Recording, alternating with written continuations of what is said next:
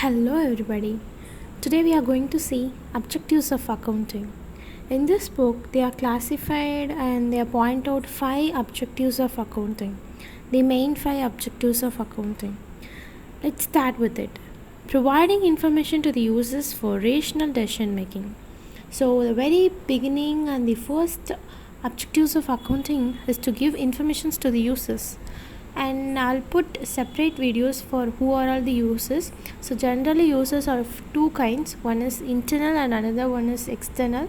Internal users are none other but the people inside the organization, for example owner, management and employees. And external users are none other but like creditors, investors, bank, government, tax authority. So those people will come under external users. So generally the main objective and aim and goal of the accounting is to provide information to their users. For what reason? To make a rational decision. So they want to say every users, they would have some intention to know that. For example, if it's a owner, he want to know how much profit he have earned during the year.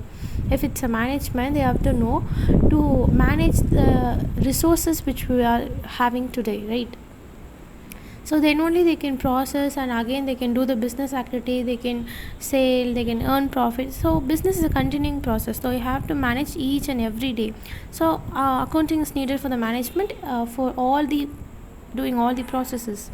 And when you are seeing to the other users like external users, if it's a creditor, so the creditor want to know the accounting detail of the company. Why? Because if the company goes good only, he will give money to that company.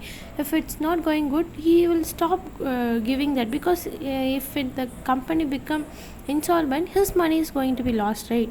So he is more concerned about that. So for these reasons, like every users would have different intentions to know details, and that's what accounting provides.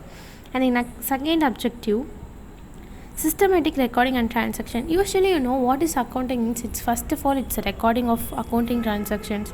So the objective of accounting, the second objective is none other but recording the transaction regularly. And we'll move to the third one, assignment of result of above transaction. So once you record it, what is your ultimate aim? To know whether it's a profit or loss. Whoever doing the business, whatever he was doing, the ultimate aim of the owner is to know how much profit we earned or any loss came. So this would be the question, right? So this is what the objective of accounting also, to provide what's the result is, either profit or loss. And the fourth one, ascertainment of financial position. If the businesses keep on running like many years, then during the period of the business it may earn assets, machineries, transportable vehicles, loading vehicles, or sometimes occur liabilities like, for example, loan, debentures. So anything will come in duration of the business.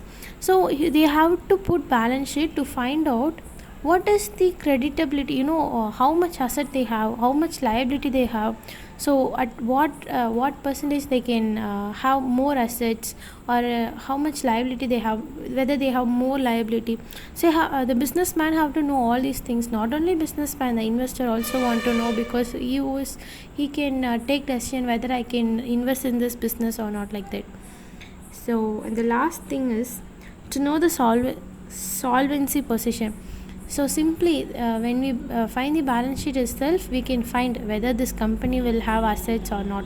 Every company have to have assets, then only it can repay the creditor, it can repay its employee, not to employees it can pay salaries, and for some debenture holders, shareholders, they can give monies, right?